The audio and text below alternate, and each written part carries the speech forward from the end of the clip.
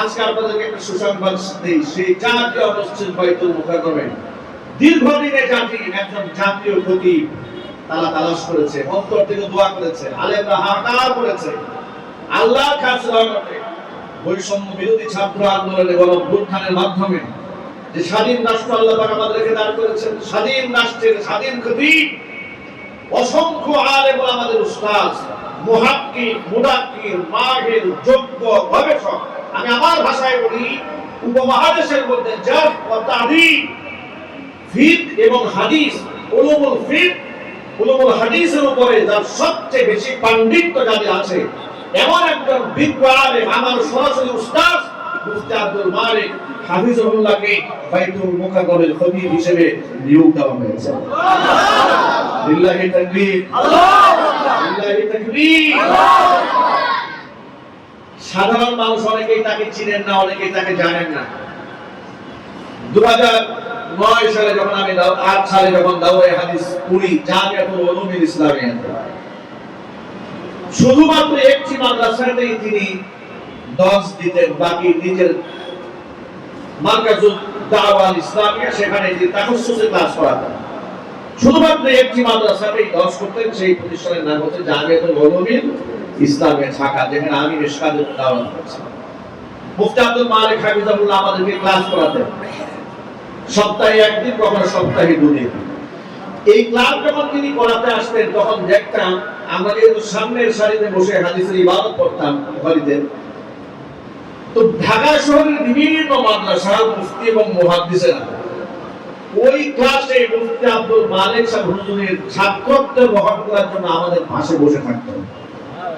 আল্লাহু আকবার বলে, যে আলেমের ছাত্রত্ব গ্রহণ করে ঢাকা শহরের খ্যাতনাম আলেম মুফতি মুহাদ্দিসরা নিজেকে ধন্য মনে করতেন, যিনি জাফর তা'দীলের এত বড় শায়েখ, এত বড় মুফতি, এত বড় আল্লামা, এত বড় নীরব সাধক, মিডিয়া বিমুখ হওয়ার কারণে পাবলিক তাকে এভাবে চিনতেন না, চিনেন না। কিন্তু যারা আলেম তারা তাকে এমন ভাবে চিনে, মুফতি আব্দুল মালিক হাফিজাহুল্লাহকে আপনারা দেখবেন আকার আকৃতিতে দেখতে ছোট, চেহারার মধ্যে খুব লাগার নাই, পোশাক আশাকের মধ্যে কোনো চাকচিক্য নাই, জাহিদ, খুদা ভীরু, আল্লাহ ভীরু, দুনিয়া থেকে একটা মানুষ, কিন্তু ইলমের রূপ, ইলমের মর্যাদার কারণে আল্লাহ পাক এত এত উপরে তাকে স্থান করে দিয়েছেন।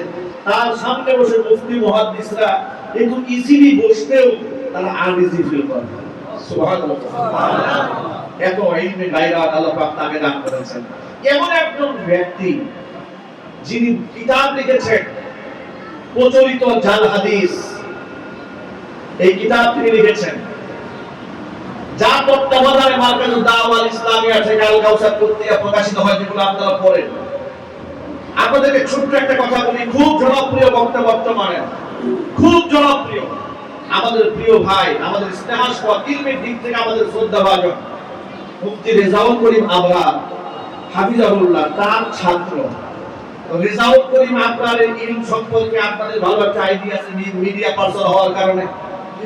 অসংখ্য রেজাউল করিম আবরার যার হাতে, যার তত্ত্বাবধানে বড় হয়েছে, যার ছাত্রত্ব গ্রহণ করে অসংখ্য রেজাউল করিম আবরার তৈরি হয়েছে, তিনি হচ্ছেন মুফতি আব্দুল মালিক হাফিজাহুল্লাহ। আল্লাহু আকবার বলেন। এমন একজন ব্যক্তি বাইতুল মুকাররমে এখন খুতবা দেবেন, এই জাতির সৌভাগ্য। এই জন্য আপনাদেরকে আমি বলেছি যে এই রাষ্ট্র দিন দিন খিলাফার দিকে এগিয়ে যাচ্ছে, এই দেশ আস্তে আস্তে সহিহ এবং বিশুদ্ধ ইসলামের দিকে এগিয়ে যাচ্ছে। আল্লাহ যেন কবুল করে, জোরে বলেন আমিন। বাইতুল মুকাররমের অবস্থা এমন ছিল, যখন গোটা দেশের আলেম সমাজ হাহাকার করত একটা বক্তব্য শোনার জন্য, জাতির ক্লান্তি লাগলে জাতীয় মসজিদ থেকে সবার সকালের সমস্যার সমাধান নিরসনে এমন একটা বক্তব্য জাতি আশা করত, যে বক্তব্য পত্রিকায় ছাপা হবে, যে বক্তব্যগুলো বাংলাদেশের প্রথম সারির মিডিয়াতে প্রচার করা হবে, যে মিডিয়াতে বক্তব্য শোনার পরে দেশের প্রাজ্ঞ জ্ঞানী আলেমরা শিক্ষিত হবেন, সাথে সাথে সাধারণ মানুষগুলো শ্রদ্ধা সহকারে বক্তব্য মেনে নিবে। এমন একটা জাতীয় মসজিদের জাতীয় খতিবের খুব দরকার ছিল। আল্লাহ পাক সেই ব্যবস্থা করে দিয়েছেন। শুকরিয়া আদায় করার দরকার আছে না? যদি বলুন না আলহামদুলিল্লাহ। দোয়া করার দরকার আছে না নাই?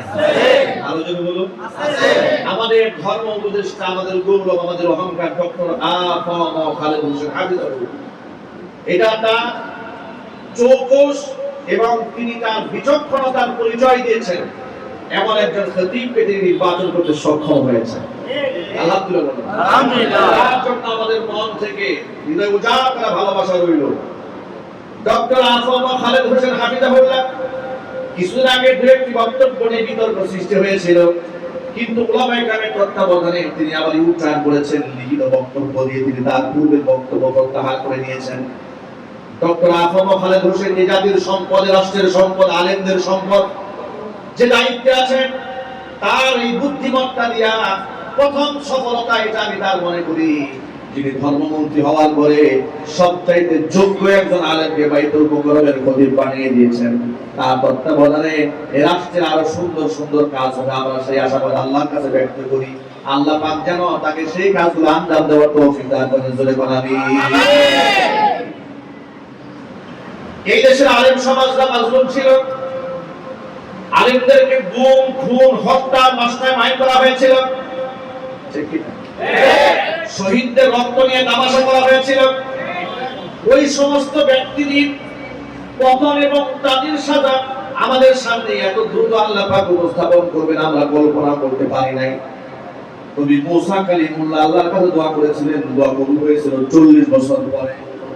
কিন্তু আমাদের মতো আত্মা গুনাহগার মানুষ লোকে আমাদেরকে বলতে হুজুর আপনারা বলেন দোয়া করলে কবুল হয়, মক্কা মদিনায় গিয়ে লোকেরা আলেমদের জন্য দোয়া করে, শহীদাচারীর জন্য দোয়া করে, কিন্তু আল্লাহর দোয়া শুনে না। কিন্তু আল্লাহ রাব্বুল আলামিন কোরআনের ভাষায় বলে দিয়েছেন, আহাসিবান নাসু আইয়ুতরাকু আইয়াকুলু আমান্না ওয়া হুম লা ইফতানুন। মানুষ কি মনে করে নাকি ঈমান এনেছি, পরীক্ষাকে দেওয়া হবে না, এমনি ছেড়ে দেওয়া হবে? ওয়ালাকাদ ফাতান্নাল্লাযীনা মিন ক্বাবলিহিম, অথচ তাদের পূর্বে যারা এসেছিল তাদের কাছ থেকে আমি আল্লাহ পরীক্ষা নিয়েছি। পরীক্ষা নিয়ে আমি দেখে নিতে চাই, ফালা ইয়ালামান্নাল্লাহুল্লাযীনা সাদাকু ওয়া লা ইয়ালামান্নাল কাযিবিন। আমি দেখে নিতে চাই ঈমানের দাবিতে কে সত্যবাদী আর ঈমানের দাবিতে কে মিথ্যাবাদী। আমি আমার ভাষায় বলি, স্বৈরাচারী শেখ হাসিনার মতো জালেম শাসক যদি সমাজের মধ্যে সৃষ্টি না হতো, সমাজের মধ্যে সমস্ত ত্যাগী আলেম পরীক্ষার মধ্যে পাশ করে উত্তীর্ণ হতে পারত না। ঠিক কি বলে?